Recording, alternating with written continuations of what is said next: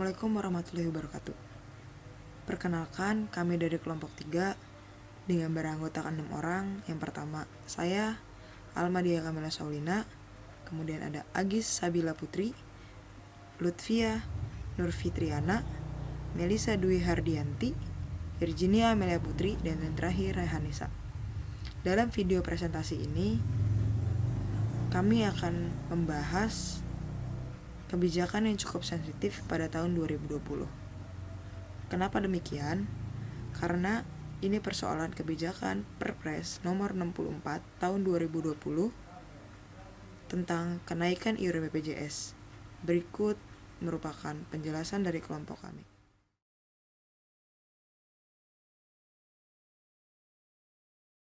Oke, sebelumnya saya bahas mengapa kebijakan ini dianggap sensitif. Yang pertama, pengesahan Perpres tersebut atau pengesahan kenaikan iuran BPJS ini disahkan pada bulan-bulan pada saat pandemi, dimana kita semua tahu bahwa COVID-19 ini sangat mengguncang-gancing dunia atau bahkan perekonomian gitu kan. Maka ini sangat tidak masuk akal mengapa pada saat masyarakat Indonesia sedang berusaha untuk bertahan hidup tetapi dibebankan oleh kenaikan iuran BPJS ini gitu. Dan mungkin itu yang mendasari bahwa mengapa kami tertarik untuk membahas hal tersebut. Kemudian yang sangat sensitif lagi yang kedua, bahwa pada tahun sebelumnya Mahkamah Agung sudah membatalkan kenaikan iuran BPJS ini, di mana pembatalan itu dilakukan melalui keputusan judicial review terhadap peraturan Perpres nomor 75 tahun 2019. Dalam Perpresnya, MA mengatakan pasal 34 ayat 1 dan 2, Perpres jaminan kesehatan tak memiliki kekuatan hukum yang mengikat. Kalau bertanya-tanya, kok tak memiliki kekuatan hukum yang mengikat? Maka izinkan saya untuk menjelaskan tentang BPJS Kesehatan. Jadi, BPJS Kesehatan adalah suatu badan hukum publik yang bertanggung jawab kepada Presiden dan berfungsi menyelenggarakan program jaminan kesehatan bagi seluruh penduduk Indonesia termasuk orang asing yang bekerja lebih dari 6 bulan di Indonesia. Menurut Undang-Undang Nomor 24 Tahun 2011 Pasal 3, BPJS bertujuan untuk mewujudkan terselenggaranya pemberian jaminan terpenuhnya kebutuhan dasar hidup layak bagi setiap peserta dan anggota keluarganya. Jadi mau nggak mau, suka nggak suka bahwa BPJS ini memang terselenggara atau ada untuk kita penduduk Indonesia.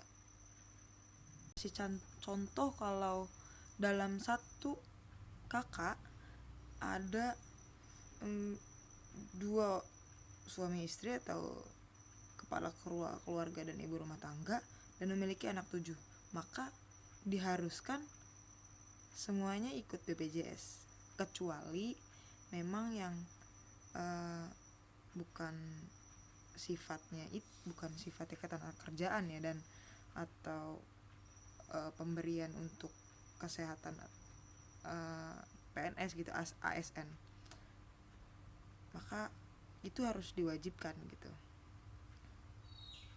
Ada yang bilang enggak wajib, ada yang bilang wajib. Itu memang bagaimana masing-masing gitu.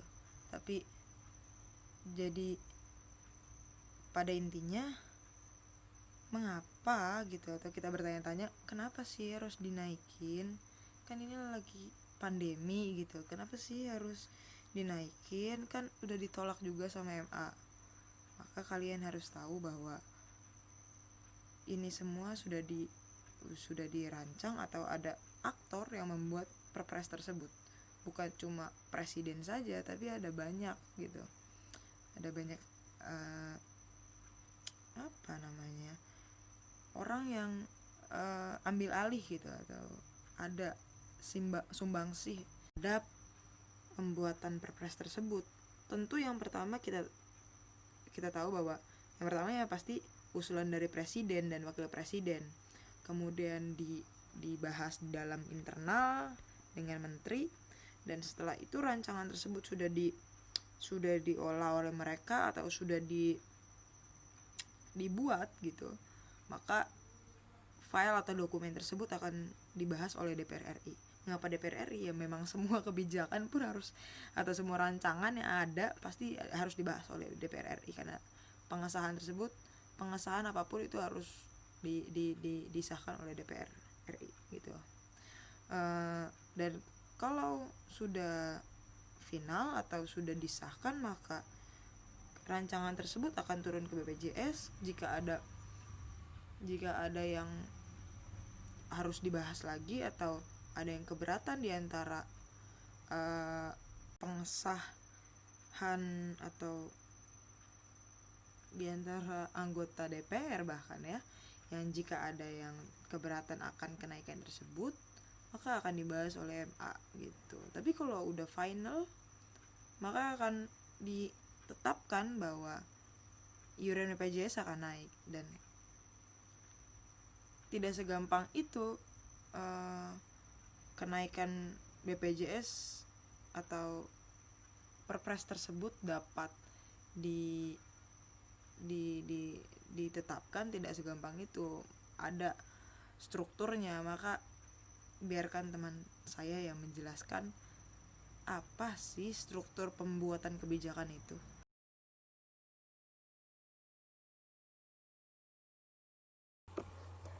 Izin melanjutkan, saya akan menjelaskan struktur kebijakan yang di dalamnya terdapat 5 tahap pembuatan kebijakan, yaitu yang pertama ada tahap agenda setting, yang kedua ada tahap formulasi, yang ketiga ada tahap adopsi, yang keempat ada tahap implementasi, dan yang kelima ada tahap evaluasi. Dan saya akan menjelaskan dan memasukkannya pada peraturan yang dikeluarkan oleh Presiden pada Peraturan Presiden atau Perpres nomor 64 tahun 2020 tentang perubahan kedua atas Peraturan Presiden nomor 82 tahun 2018 tentang jaminan kesehatan. Di dalamnya dikeluarkan kebijakan kenaikan iuran BPJS di tahun 2020. Yang pertama yaitu tahap agenda setting atau pengumpulan masalah, bahwa pemerintah melakukan kebijakan ini karena ditemukannya beberapa permasalahan inti, yaitu yang pertama adalah masalah defisit dari utang BPJS di beberapa sejumlah rumah sakit di Indonesia yang membengkak di tahun 2020 sebesar 6,54 triliun dan diprediksi ini akan terus mengalami peningkatan hingga mencapai 28 triliun. Dan ini menyebabkan kerugian yang besar bagi BPJS, sementara di samping itu BPJS juga ingin terus mempertahankan kelembagaannya. Yang kedua, lalu masalah buruknya pelayanan BPJS yang tidak optimal kepada masyarakat. Karena banyak sekali keluhan-keluhan yang masyarakat rasakan akibat pelayanan yang tidak optimal dari beberapa rumah sakit dan masyarakat sendiri sebagai pengguna BPJS-nya. Lalu yang ketiga adalah masalah pembayaran iuran yang tidak tepat waktu, karena banyak ditemukan masyarakat yang menggunakan kartu BPJS dalam hanya keadaan sakit saja dan tidak melanjutkan pembayaran kembali. Lalu, setelah ditemukannya 3 permasalahan terkait permasalahan BPJS, maka ditemukannya langkah alternatif penyelesaian permasalahan BPJS yang diputuskan dengan mengeluarkan kebijakan, yaitu menaikkan iuran BPJS di setiap golongan 1, golongan 2, dan golongan 3 dengan melalui kebijakan Peraturan Presiden RI Perpres nomor 64 tahun 2020 tentang perubahan kedua atas Peraturan Presiden nomor 82 tahun 2018 tentang jaminan kesehatan. Lalu tahap yang ketiga adalah tahap adopsi atau legitimasi kebijakan. Setelah tahap formulasi kebijakan dilakukan dan ditemukannya beberapa langkah penyelesaian atau alternatif yang ditemukan, maka tindakan selanjutnya yaitu tindakan legitimasi yang dilakukan oleh Presiden dengan pembentukan kebijakan Peraturan Presiden RI atau Perpres nomor 64 tahun 2020 tentang perubahan kedua atas Peraturan Presiden nomor 82 tahun 2018 tentang jaminan kesehatan, yang di dalamnya terdapat kenaikan iuran BPJS untuk suatu masyarakat yang diatur oleh kedaulatan rakyat, di mana warga negara akan mengikuti arahan pemerintah. Lalu, setelah tahap legitimasi atau tahap adopsi dilakukan, maka selanjutnya adalah tahap keempat, yaitu tahap implementasi atau pelaksanaan kebijakan. Dilaksanakannya oleh pemerintah pusat terhadap kebijakan kenaikan iuran Badan Penyelenggaraan Jaminan Kesehatan atau BPJS yang telah disahkan dengan kenaikan iuran di beberapa golongan, yaitu golongan 1, 2, dan 3 pada tanggal 1 Juli 2020 di seluruh daerah yang ada di Indonesia. Sampai saat ini terus dilaksanakan dengan aturan terbaru yang berlaku. Lalu selanjutnya adalah tahap evaluasi, bahwa di tengah berjalannya pelaksanaan kebijakan iuran BPJS yang telah disahkan oleh pemerintah pusat dan MA, bahwa kebijakan kenaikan iuran ini dinilai dapat mengatasi defisit BPJS. Akan tetapi hal ini hanya bersifat sementara karena akan mengurangi peserta BPJS dan mengurangi kepercayaan masyarakat terhadap pemerintah apabila kebijakan ini diteruskan. Dan hal ini juga dapat merugikan dan menyulitkan masyarakat dalam membayar iuran untuk mendapatkan pelayanan jaminan kesehatan yang prima dari pemerintah.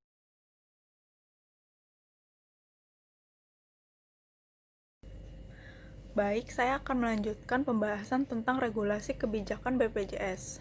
Pada tanggal 1 Juli tahun 2020, tarif iuran peserta BPJS Kesehatan resmi dinaikkan.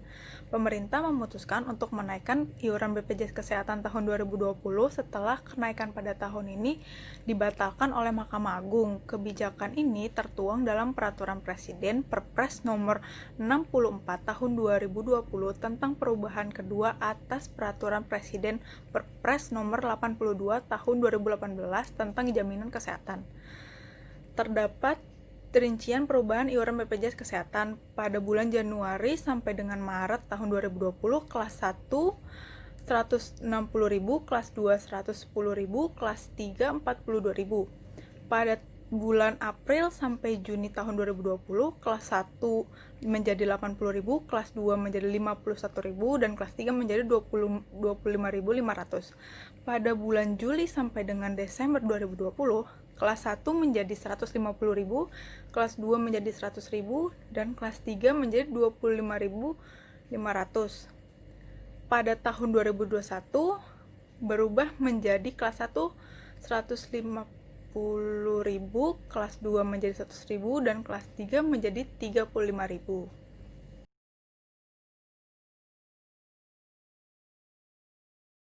Kenaikan iuran BPJS ini ditunjukkan untuk menjaga kualitas dan kesinambungan program Jaminan Kesehatan Nasional atau JKN.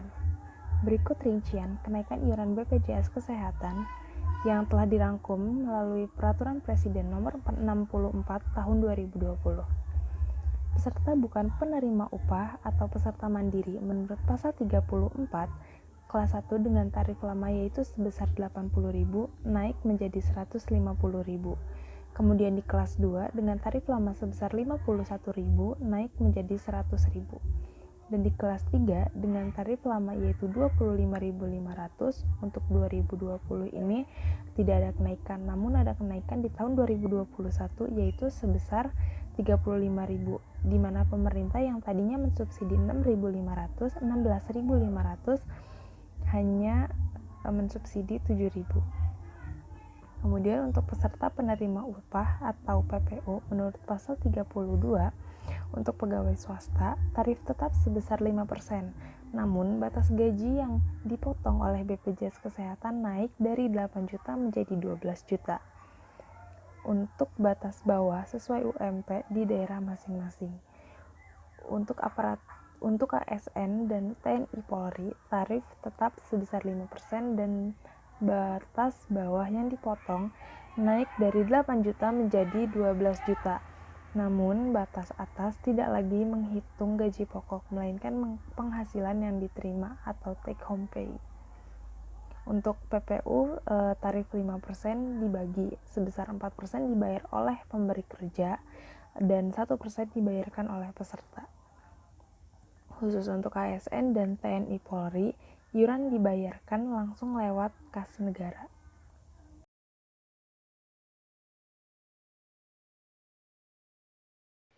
Selanjutnya saya akan melanjutkan presentasi yaitu terkait dengan forecasting policy atau peramalan kebijakan dari Peraturan Presiden Nomor 64 Tahun 2020 tentang perubahan kedua atas Peraturan Presiden Nomor 82 Tahun 2018 tentang jaminan kesehatan.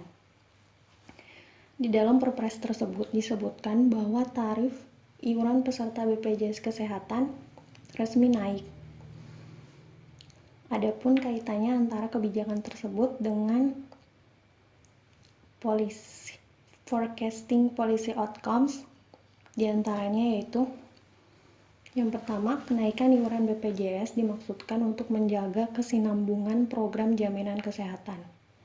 Kesinambungan program yang dimaksud adalah merujuk pada defisit yang dialami oleh program JKN BPJS yang terjadi dari tahun ke tahun. Kenaikan iuran BPJS dapat menekan pemerintah untuk meningkatkan pelayanan rumah sakit yang berkualitas dan fasilitas yang memadai sebagai bentuk tanggung jawab pemerintah atas kenaikan pengeluaran yang dibayar masyarakat untuk mendapatkan jaminan kesehatan tanpa diskriminasi dan adil. Selanjutnya, kenaikan iuran BPJS juga dapat membuat banyak orang mengalami kendala dalam membayar iuran. Karena semua golongan masyarakat merasakan dampak ekonomi di masa pandemi seperti saat ini. Adapun menurut Hasbullah Tabrani, pakar kesehatan Universitas Indonesia, BPJS sebaiknya menargetkan orang kaya Indonesia yang bersedia mengeluarkan lebih banyak uang untuk program ini. Skema saat ini bertindak sebagai program subsidi silang. Ketika orang dari kelas ekonomi atas membayar iuran tetapi menggunakan asuransi pribadi ketika membutuhkan pelayanan medis.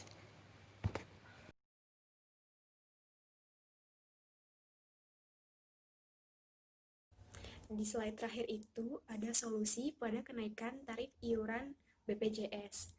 Dari kelompok kami ada 3 solusi yang dapat diberikan. Yang pertama itu, kenaikan iuran BPJS itu seharusnya dapat disesuaikan pula pada kondisi negara Indonesia yang saat ini sedang terkena dampak pandemi virus corona atau COVID-19 yang mempengaruhi seluruh aspek kehidupan masyarakat Indonesia, terutama aspek ekonominya. Yang kedua, kenaikan iuran BPJS itu juga seharusnya menjamin dan menambahkan sistem pelayanan jaminan kesehatan yang lebih baik lagi yang diberikan kepada masyarakat sebagai penerima layanan. Dan yang terakhir itu, kenaikan iuran BPJS itu juga dapat mengakibatkan golongan 3 bertambah sebanyak 1.575.949 orang atau 5,10% dari seluruh total peserta BPJS Kesehatan yang mencapai 30,87 juta orang. Oleh karena itu, maka fasilitas pelayanan seperti sarana dan prasarana serta obat-obatan harus lebih diperbanyak lagi jumlahnya. Karena hal tersebut dapat membuat penumpukan pasien pada golongan 3 di satu ruangan. Lalu pasien yang tidak mendapatkan pelayanan tersebut timbul rasa iri dan kemudian muncul atau terjadinya konflik antar pasien yang ingin mendapatkan pelayanan. Terima kasih.